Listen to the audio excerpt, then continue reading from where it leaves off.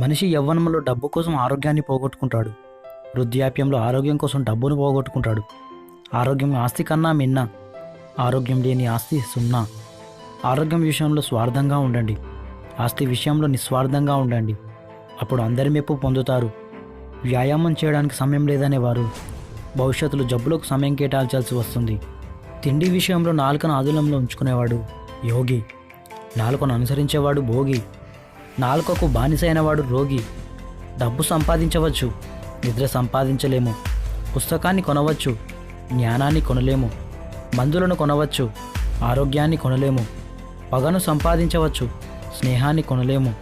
ఆయుధాన్ని కొనవచ్చు, ధైర్యాన్ని కొనలేము. కంటి అద్దాన్ని కొనవచ్చు, కంటి చూపు కొనలేము. భోగాలకు ఖర్చు చేసి రోగాలను తెచ్చుకోకు. మంచి పనులకు ఖర్చు చేసి పుణ్యాన్ని పెంచుకో. ఆ పుణ్యమే నీ రాతను నిర్ణయించునని తెలుసుకో. ధనంతో పరుపును కొనవచ్చు, కానీ నిద్రను కాదు. ధనంతో విలాస వస్తువులు కొనవచ్చు, కానీ సంతోషాన్ని కాదు. ధనంతో దేవాలయాన్ని కొనవచ్చు, కానీ భగవంతుని కాదు. దాచిపెట్టి ఏం చేస్తావు? జోబు అయినా ఉండదు ఆ శవం మీద గుడ్డకు. ప్రపంచానికి తాను చేసిన మేలే మానవుడికి నిజమైన సంపద. ఎంత సంపాదించామన్నది ముఖ్యం కాదు, ఎన్ని మంచి పనులు చేశామన్నదే ముఖ్యం. ఇతరులకు కష్టం కలిగించడం ఎంత పాపమో, ఇంకొకరి కష్టం తీర్చడం కూడా అంతే పుణ్యం. జీవితంలో ఈ ముగ్గురిని దరికి రానివ్వకు.